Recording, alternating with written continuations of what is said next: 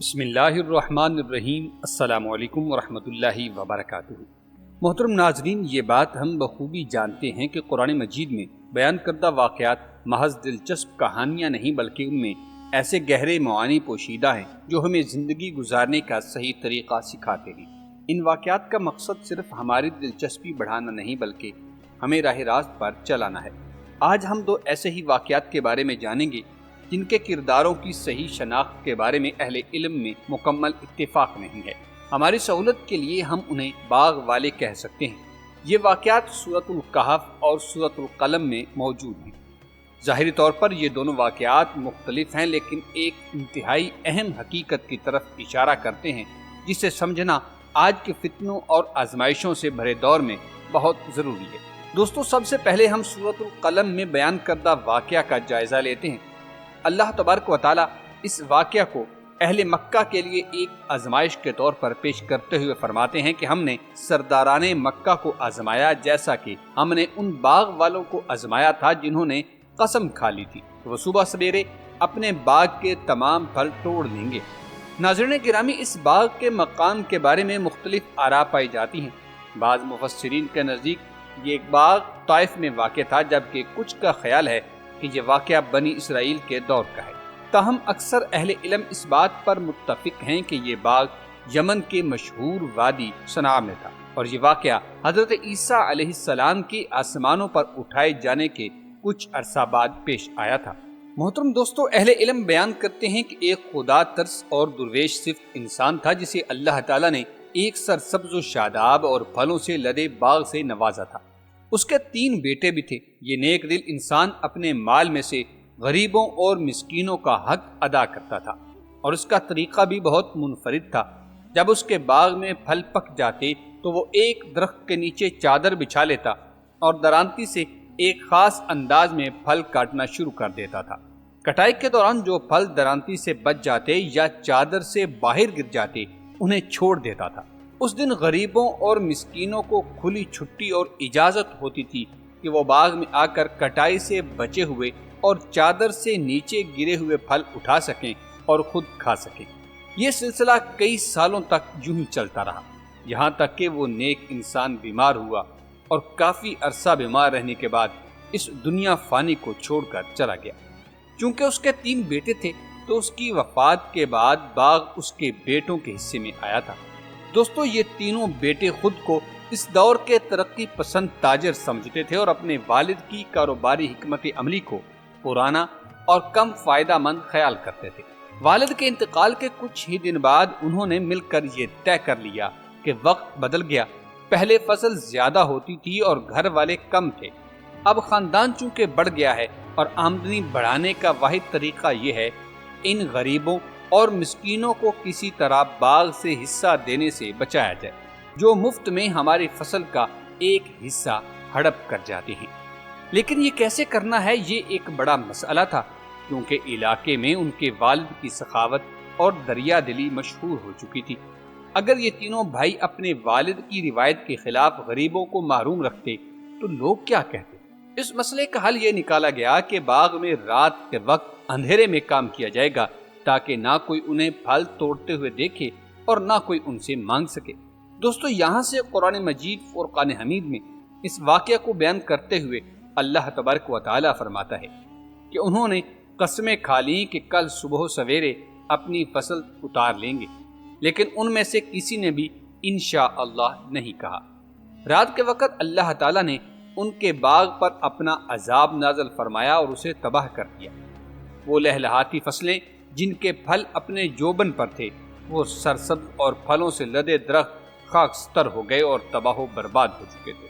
محترم دوستو، جیسے ہی صبح ہوئی اور یہ تینوں ایک دوسرے کو جگانے لگے کہ جلدی کرو، فصل توڑنی ہے، کوئی آ نہ جائے، اور ہاں، اس بات کا خصوصی خیال رکھنا کہ آج کسی غریب کو باغ میں داخل نہ ہونے دینا۔ اس پر ستم ظریفی یہ کہ وَغَدَوْا عَلَىٰ حَرْدٍ قَادِرِينَ، یعنی وہ اپنے باغ کی طرف اس طرح چل پڑے جیسے وہی سب کچھ کرنے والے ہیں اور کسی اور کی کوئی اوقات نہیں۔ دوستو، یاد رہے کہ اپنی جدید کاروباری حکمت عملی سے انہوں نے نہ صرف غریبوں کا حق غصب کیا بلکہ اللہ تعالیٰ کو چھوڑ کر اپنے آپ کو کامیابی کا بالکل مالک سمجھ لیا۔ انہیں یقین تھا کہ فصل بالکل پک کر تیار ہے، کاٹنے والے اوزار بھی ہمارے پاس ہیں، غریبوں کا راستہ بھی ہم نے بند کر دیا، اب ہمیں کون روک سکتا ہے؟ دوستو، اس سوال کا جواب انہیں اپنے باغ میں پہنچ کر ملتا ہے۔ چنانچہ جیسے ہی وہ اپنے باغ کے پاس پہنچتے ہیں تو انہیں اپنے دلکش باغ کی جگہ برباد، ویران اور تباہ شدہ ٹوٹے درخت نظر آتے ہیں۔ پہلے پہل تو بے یقینی کی سی کیفیت ہوتی ہے، ایسے کیسے ہو سکتا ہے بھلا؟ ہمارا باغ تو بڑا ہرا بھرا اور پھلوں سے لدا ہوا تھا، ہم یقیناً رات کی تاریکی میں راستہ بھول گئے اور کہیں دوسری طرف نکل آئے ہیں۔ ایک دوسرے کو کہنے لگے کہ جاؤ ذرا دیکھو تو کیا ہم صحیح راستے پر آئے ہیں۔ جب انہیں اس بات کا یقین ہو جاتا ہے کہ یہ انہی کا باغ تھا تو ان میں ایک بھائی آہ بھر کر دوسروں سے کہتا ہے، بل نحن محرومون، یعنی ہم نہ تو راستہ بھٹکے ہیں نہ ہی یہ باغ کسی اور کا ہے، بلکہ ہم تو محروم ہو گئے ہیں، ہماری قسمت ہی پھوٹ چکی ہے۔ اب وہ آپس میں ایک دوسرے سے جھگڑنے لگے، لیکن ان میں جو سب سے بہتر آدمی تھا اس نے کہا، کیا میں نے تم سے نہیں کہا تھا کہ تم لوگ رب کی تسبیح کیوں نہیں کرتے؟ دوستو، یہ بات واضح رہے کہ برے سے برے معاشرے میں بھی کوئی نہ کوئی ہوش مند آدمی ضرور ہوتا ہے۔ ان میں بھی ایک تھا جو انہیں خدا خوفی کی تلقین کیا کرتا تھا، مگر نقار خانے میں توتی کی کون سنتا۔ خدا کا عذاب اترتا دیکھ کر ان پر برس پڑا کہ میں ہمیشہ تمہاری غفلت اور غلط روی پر ٹوکتا رہتا تھا اور ہمیشہ تمہیں توجہ دلاتا تھا کہ تم اللہ تعالیٰ کی تسبیح کیوں نہیں کرتے۔ تسبیح ایک جامع کلمہ ہے جو اللہ تعالیٰ کی یاد اور اس کی بندگی کے پورے مفہوم پر حاوی۔ دوستو، اس کے کہنے کا مطلب یہ تھا کہ میں تمہیں اللہ تعالیٰ ہی کو یاد کرنے، اس کا شکر بجا لانے اور اس کی فرما برداری کی تلقین کیا کرتا تھا، لیکن تم نے میری ایک نہ سنی۔ آج اس کا انجام دیکھ لو۔ اب انہیں اپنی غلطی کا احساس ہوا اور اپنی گمراہی کا اعتراف کرتے ہوئے کہا کہ ہمارا رب یقیناً ہر طرح کے ظلم سے پاک ہے، اس نے ہم پر کوئی ظلم نہیں کیا، بلکہ ہم ہی اپنی جانوں پر ظلم کرنے والے ہیں۔ اپنی خوشحالی کے نشے میں اس کی نعمتوں کا شکر ادا کرنا بھول چکے، اور عام طور پر مصیبت کے وقت ایسا ہوتا ہے کہ اپنی غلطیوں کے احساس اور اعتراف کے باوجود لوگ ایک دوسرے پر ذمہ داری ڈالنے لگتے ہیں۔ یہ بھی ایک دوسرے کو ملامت کرنے لگے، لیکن جلد ہی ہوش میں آئے اور کہنے لگے کہ ہم سب ہی سرکشی کے راستے پر جا پڑے تھے اور ہم نے کسی نصیحت کرنے والے کی بات پر کان نہیں دھرے۔ اب کسی کو لان تان کرنے کی بجائے اپنی سرکشی کا انجام دیکھتے ہوئے توبہ کا واحد راستہ اختیار کرنا چاہیے۔ اس طرح ممکن ہے کہ اللہ تعالی ہم پر نظر کرم فرمائے اور جس نعمت سے اللہ نے ہمیں محروم کیا ہے ہمیں اس سے بہتر عطا فرمائے۔ دوستو، اب اگر ہم اس واقعے پر غور کریں تو یہ حقیقت ہمارے اوپر عیاں ہوگی کہ یہاں دو نفسانی خواہشات اور عادات کی سختی سے نفی کی جا رہی ہے۔ نمبر 1، مال کی حد سے زیادہ محبت کہ جو انسان کو بخل کے دروازے پر لے جاتی ہے اور انسان اپنی پوری زندگی مال کے پیچھے بھاگتا رہے، یہاں تک کہ سورہ تکاثر کی وعید اس کے اوپر صادق آ جائے۔ قرآن مجید فرقان حمید میں جس کا ذکر آتا ہے کہ تمہیں مال کی محبت نے دھوکے میں ڈالے رکھا یہاں تک کہ تم نے قبریں جا دیکھی۔ اوپر جا کر انسان کو معلوم ہوگا کہ جو کچھ دیکھا تھا وہ خواب تھا، جو کچھ سنا تھا وہ فسانہ تھا، اور یہ انسان جو یہاں ایک ایک پیسے کے لیے جھگڑتا ہے، چند سکوں کی خاطر اپنوں سے بیگانہ ہو جاتا ہے، اوپر جا کر کیا صدا لگائے گا؟ اے کاش کہ موت میرا کام تمام کر چکی ہوتی، آج میرا مال میرے کچھ کام بھی نہ آیا۔ دوستو، دوسری بات اس واقعہ میں پوشیدہ ہے، اسے صحیح طرح سے سمجھنے کے لیے ہمیں ایک دوسرے قصے کے بارے میں جاننا پڑے گا جس کا شروع میں ذکر کیا تھا، جو کہ سورہ کہف میں موجود ہے۔ یہ واقعہ بھی قرآن مجید میں بغیر کسی تمہید و تعریف کے درج ہے۔ ایک بادشاہ کے دو بیٹے تھے، ایک نے اپنا مال اللہ کی راہ میں خرچ کر دیا اور دوسرے شخص نے کفر اختیار کیا۔ وہ دنیا کی زینت میں مشغول ہو کر مال بڑھانے میں لگ گیا۔ عطا خراسانی کے بیان کے مطابق ان کا قصہ اس طرح تھا کہ والد کی ترکہ سے 8,000 دینار ان کے حصے میں آئے تھے، 4,000 دونوں نے تقسیم کی۔ ان میں سے کافر بھائی نے 1,000 دینار کی زمین خریدی۔ جب مومن بھائی کو اس کا علم ہوا تو اس نے کہا، اے اللہ، میرے بھائی نے 1,000 دینار کی زمین خریدی ہے، میں تجھ سے 1000 دینار کے بدلے جنت میں زمین خریدتا ہوں۔ اور یہ کہہ کر اس مومن نے 1000 دینار راہ خدا میں صرف کر دیے۔ پھر کافر بھائی نے شادی کی اور اس پر بھی 1000 دینار خرچ کیے۔ جب اس مومن بھائی کو معلوم ہوا تو اس نے کہا، اے میرے مالک، میرے بھائی نے 1000 دینار صرف کر کے ایک عورت سے شادی کی ہے، میں 1000 دینار کے عوض جنت کی حور سے شادی کرتا ہوں۔ اور یہ کہہ کر اس نے بھی 1000 دینار راہ خدا میں خرچ کر دیے۔ پھر اس کافر بھائی نے بھی 1000 دینار کے عوض کچھ غلام اور گھریلو سامان خریدا۔ جب اس مومن بھائی کو معلوم ہوا تو اس نے کہا، اے اللہ، میں بھی 1000 دینار کے عوض تجھ سے جنت میں خدام اور سامان راحت خریدتا ہوں۔ یہ کہہ کر اس نے مزید 1000 دینار راہ خدا میں صدقہ کر دیا۔ دوستو، اب اس کے پاس کچھ باقی نہ رہا اور شدید حاجت مند ہوا۔ اس نے سوچا، اگر میں اپنے بھائی کے پاس جاؤں اور اس سے اپنی حاجت کا سوال کروں تو وہ ضرور میری مدد کرے گا۔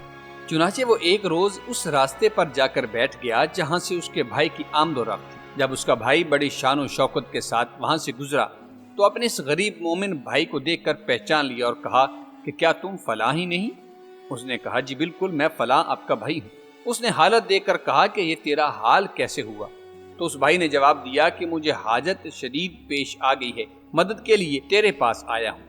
کافر نے پوچھا کہ اس مال کا کیا ہوا جو تیرے حصے میں آیا تھا والد کی وراثت میں سے؟ تو اس مومن بھائی نے پوری صورتحال بیان کی۔ تفصیل سن کر کافر نے کہا کہ میں کچھ نہ دوں گا، تو بڑا سخی ہے۔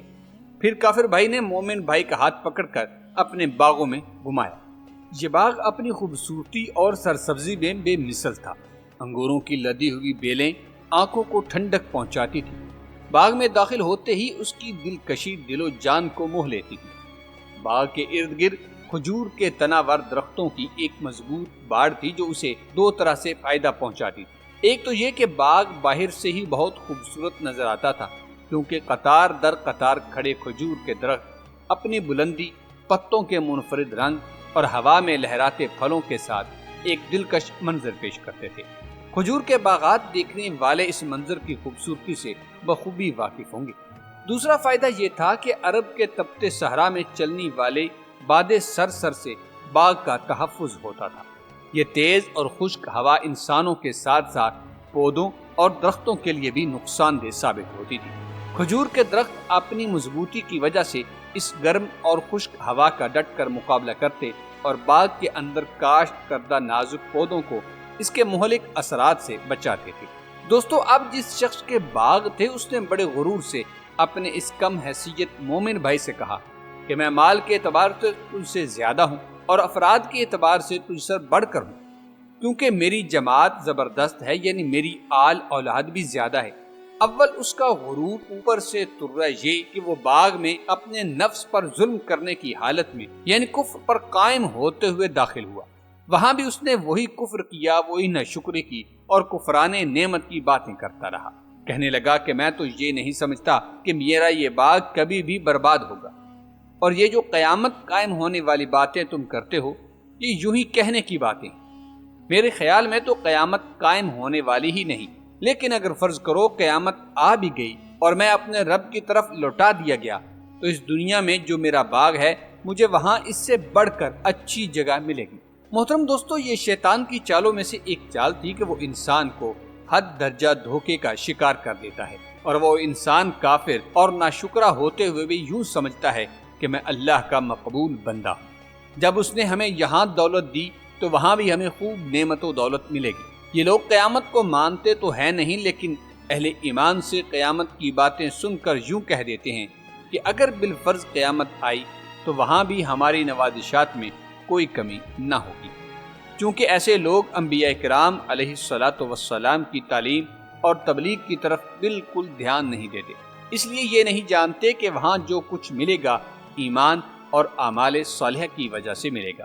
اس لیے روز جزا میں جو نعمتیں ملیں گی ان نعمتوں کے ملنے کے قانون سے واقف نہیں ہوتے، اور حقیقت جانتے ہوئے بھی اکثر اہل ایمان کے سامنے منہ زوری کر کے اپنے آپ کو دونوں جہانوں میں برتر اور بہتر بنانے کی کوشش کرتے ہیں۔ محترم دوستو، اس مومن بھائی نے اس کافر اور مشرک اور ناشکرے کو شرک چھوڑنے اور توحید اختیار کرنے اور اللہ تعالیٰ کی قدرت ماننے اور اس کی گرفت سے بچنے کی تلقین کی تھی، اس پر اس نے دھیان نہ دیا، آخرکار اللہ کا عذاب آ ہی گیا۔ دوستو، نبی کریم علیہ الصلوۃ والسلام کی ایک حدیث پاک ہے کہ آپ علیہ الصلوۃ والسلام نے ارشاد فرمایا کہ اللہ کے کچھ بندے ایسے ہوتے ہیں کہ جنہیں دنیا میں کوئی پاس رکھنا پسند نہیں کرتا، مگر اللہ کے پاس ان کا رتبہ یہ ہوتا ہے کہ اگر وہ بھولے سے بھی کوئی قسم کھا بیٹھیں تو اللہ اس قسم کو اپنے اوپر لازم کر لیتا ہے۔ اور کچھ یوں ہی ہوا کہ اس مالدار کے جو اسباب تھے ان سب کو ایک آفت نے گھیر لیا تھا۔ بعض مفسرین نے لکھا ہے کہ یہ ایک آگ تھی جس نے اس کی مالیت کو جلا کر راکھ کا ڈھیر بنا دیا۔ اب تو یہ شخص حیران کھڑا رہ گیا اور اپنے باغ پر جو کچھ خرچ کیا تھا اس پر اپنے ہاتھ کو الٹتا پلٹتا رہ گیا۔ وہ شخص افسوس کر رہا تھا اور کہتا جا رہا تھا کہ ہائے افسوس، میں اس باغ پر مال خرچ نہ کرتا، جیسا تھا ویسے ہی بڑھتا رہتا، اگر اس پر مال خرچ نہ کرتا تو باغ جل جاتا مگر مال تو بچ جاتا، باغ بھی خاک ہوا، جو کچھ اس پر لگایا تھا وہ بھی ختم ہو چکا ہے۔ اب اسے اپنے مومن ساتھی کی نصیحت یاد آئی اور کہنے لگا، اے کاش میں نے اپنے رب کے ساتھ کسی کو شریک نہ ٹھہرایا ہوتا۔ محترم ناظرین، انتہائی قابل غور بات یہ ہے کہ اس سارے واقعے میں کسی ظاہری شرک کا ارتکاب نظر نہیں آتا، کسی لات منات عزا یا کسی اور دیوی دیوتا کی پوجا پاٹ کا کوئی حوالہ نہیں ہے، اللہ کے سوا کسی دوسرے معبود کا بھی ذکر نہیں۔ تو پھر سوال پیدا ہوتا ہے کہ وہ کون سا اقدام تھا جس پر وہ شخص پچھتایا کہ کاش میں نے اپنے رب سے شرک نہ کیا ہوتا۔ اس پہلو سے اگر اس سارے واقعہ کا باریک بینی سے جائزہ لیا جائے تو یہ نکتہ سمجھ میں آتا ہے کہ یہاں جس شرک کا ذکر ہوا ہے وہ مادہ پرستی کا شرک ہے۔ اس شخص نے اپنی مادی اسباب اور وسائل کو ہی سب کچھ سمجھ لیا تھا۔ جو بھروسہ اور توکل اسے حقیقی مسبب الاسباب پر کرنا چاہیے تھا، وہ بھروسہ اور توکل اس نے اپنی مادی وسائل پر کر لیا تھا، اور اس طرح ان مادی وسائل کو معبود کا درجہ دے دیا تھا۔ یہی رویہ اور سوچ مادہ پرستی ہے، اور یہی موجودہ دور کا سب سے بڑا شرک ہے۔ دوستو، یہ بات روز روشن کی طرح عیاں ہے کہ موجودہ دور ستارہ پرستی اور بت پرستی کا دور نہیں۔ آج کا انسان ستاروں کی اصل حقیقت جان لینے اور چاند پر قدم رکھ لینے کے بعد ان کی پوجا کیوں کرے گا؟ چنانچہ آج کے دور میں اللہ کو چھوڑ کر انسان نے جو معبود بنائے ہیں ان میں مادہ پرستی سب سے اہم ہے۔ محترم دوستو، نبی کریم علیہ الصلوۃ والسلام نے فرمایا، ہلاک ہو جائے درہم و دنانیر کا بندہ۔ یہ مادہ پرستی اور دولت کی ہوس موجودہ دور کا بہت خطرناک شرک ہے۔ یہی کمزوری ہمیں پہلے قصے میں بھی نظر آئی تھی۔ وہاں بھی انسان نے مادے پر توکل کیا تھا اور سوچا کہ فصل لدی پڑی ہے، ہم جلدی اٹھیں گے، کون ہے ہماری فصل توڑنے سے ہمیں روکے گا۔